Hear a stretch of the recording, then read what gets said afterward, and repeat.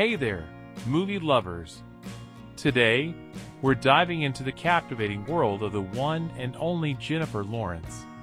This talented actress has graced the silver screen with her incredible performances, and we're here to count down the top 10 must-see Jennifer Lawrence movies.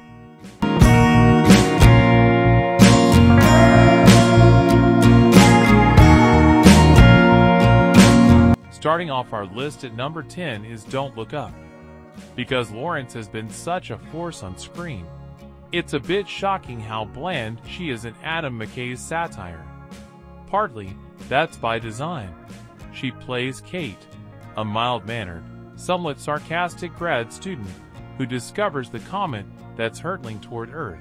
One of the film's central conceits is that because she's not peppy, she doesn't make for good TV, which is why the world tunes her out when she warns everyone about our imminent destruction. But the character's simply not very well written, forcing Lawrence to lean on her own smart-ass persona to get laughs that McKay's script hasn't earned. She has some fun alongside Timothée Chalamet's smitten, dopey skateboarder, but as with so much of Don't Look Up, you never quite understand why such a huge star devoted her time to this. Okay, so how are we going to do this? I talk about the discovery, and you talk about how urgent it is that we take action. How do we say? Coming in at number 9 is Joy. Lawrence plays the silently suffering Joy, who finally follows her dream. Her actively annoying family be damned shopping network entrepreneur. By the time of Joy's release, Lawrence was a superstar thanks to the Hunger Games and XMen movies. But she hadn't lost the common touch that gave her earlier work such authenticity. The actress draws on her earthiness to make Joy an underdog who's very easy to love.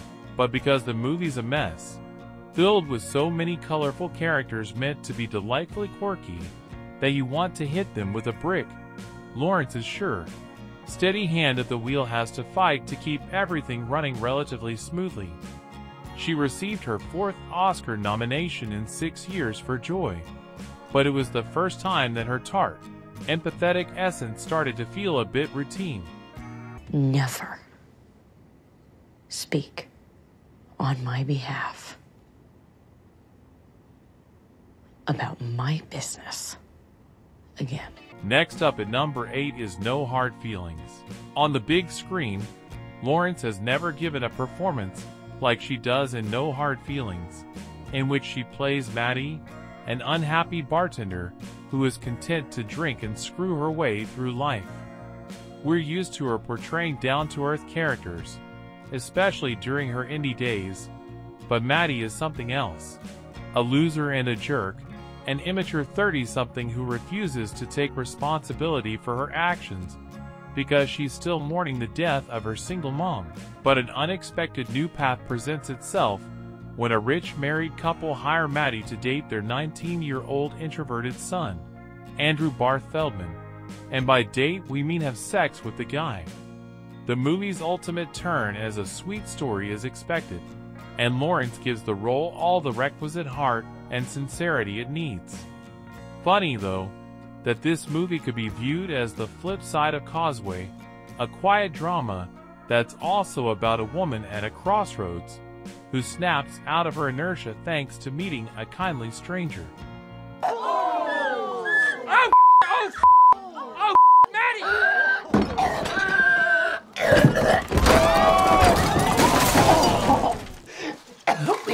At number 7 we have Mother. Easily the most divisive movie of Lawrence's career, Mother encourages multiple interpretations. But what's clear is that the film is a tidy culmination of everything she's done to this point.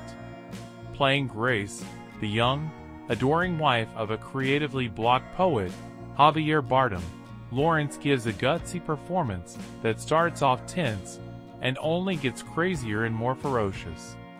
Grace just wants to refurbish their gorgeous, dilapidated home and start a family. But an alarming number of strangers start coming to the house, and then refusing to leave. Lawrence makes us feel the slowly growing terror of her character's situation, especially when she gets pregnant and discovers that she alone must safeguard the unborn child. Mother takes major narrative and tonal risks, but this is the kind of audacious movie that requires the daring and poise of a true movie star. Lawrence delivers stunningly. I gave you everything! You gave it all away. Taking the number 6 spot is Passengers. We still contend that a great, nervy, dark romantic drama lurks at the heart of Passengers. If anybody involved in the film had just had the guts to explore it.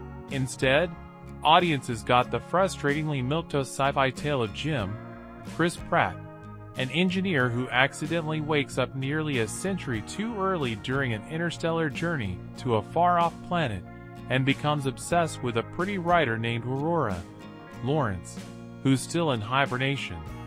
Tired of being lonely, he awakens her, claiming that her pod malfunctioned like his did. The two fall in love without Aurora knowing about the monstrous thing he's done to her. It's impossible to discuss Lawrence's performance in Passengers without rehashing this film's great potential and utter failure, because her character is so central to how we feel about what we're watching. The Oscar winner makes Aurora alluring, but there's no extra gear for the character. No sly subversion of the male gaze. How can there be no way to put someone back into hibernation? What if a pod breaks down? No hibernation pod has malfunctioned in thousands of interstellar flights. Well, I'm awake. Hibernation pods are fail-safe. Alright, folks, listen up. If you're enjoying the content on this channel, be sure to hit that subscribe button and give the video a good old-fashioned thumbs up. Let's show the creator some love, shall we? Halfway through our list at number 5 is X-Men First Class. The first 3 X-Men films were all box office smashes that continued the same storyline. But for the 4th film, a decision was made to mix things up and deliver a new take on Marvel's most famous team of mutants. Set predominantly in the 1960s, First Class delivers the origin story of Charles Xavier and Eric Lyncher, who are now played by James McAvoy and Michael Fassbender, respectively, rather than Patrick Stewart and Ian McKellen of the first 2 films. Lawrence plays Raven, a childhood friend of Xavier's who later shifts her allegiance to Lyncher and adopts a new name, Mystique. Stepping into the shoes of Rebecca Romijn, who played the role in the previous X films, Lawrence reportedly worked out for 2 hours a day while also spending 8 hours in the makeup chair in order to play Mystique in her blue form. You should be Professor X, and you should be Magneto. Exceptional. Coming in at number 4 is The Hunger Games. When Lawrence was first cast as the lead in the adaptation of Suzanne Collins' YA novels, the worry was that the young, fiercely talented actress might not be ready for the huge spotlight about to be placed on her. By the time the series ended, she was almost too big for the Hunger Games movies to contain her. It's to her endless credit that none of that ever affected her performance as Katniss Everdeen. She is as powerful and relentless and heroic and relatable in the last film as she was in the first one. She anchors these films, and she never stumbles so much as once. Her mere presence elevated the material, to the point that freaking Philip Seymour Hoffman was showing up by the end of the series. She made these movies better than they probably should have been, but never stopped committing to them. Go find Mom. No! Grim, go find Mom right now. No! So sorry. No! Go find Mom. No, Grim, leave. Go find Mom. No! Breaking into the top 3 is American Hustle. The appeal of Lawrence's portrayal of Rosalind Rosenfeld is intrinsically linked to what's so entertaining about American Hustle. It's shameless and broad and very happy to put on a show. She made this David O. Russell con artist comedy at the height of America's love affair with the rising young talent. And you can feel her putting aside her penchant for precise, sensitive characterizations and just letting it rip. Sure, it's a self-indulgent star turn, but Lawrence so delights in Rosalind's no-fucks-given attitude that we laugh along with the actress's moxie. Forget subtlety and restraint. Sometimes being an actor just means wearing loud wigs and garish clothes and rocking the gaudiest accent you can muster. She's a hoot. My husband, but just let me badmouth my husband for a second. He just thinks that he knows everything, and he's so full of shit. He's such a liar. He thinks that I'm stupid, but I'm not stupid. At number 2, we have Winter's Bone. A young actor longs for a breakout role, that perfect piece of material that she can do better than anyone, that shows off what she's capable of achieving. Beyond being her coming out party, Winter's Bone has served as Lawrence's permanent badge of authenticity. Not only was it a Sundance darling and a Best Picture nominee, the film helped cement in the public's mind that this actress was no Hollywood glamour puss, but rather a real person.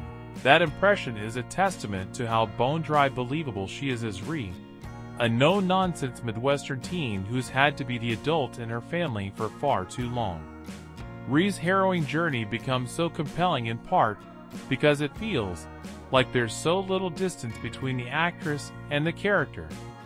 Lawrence received her first Oscar nomination for Winter's Bone, but her preternatural poise left little doubt that we'd be hearing a lot more from her.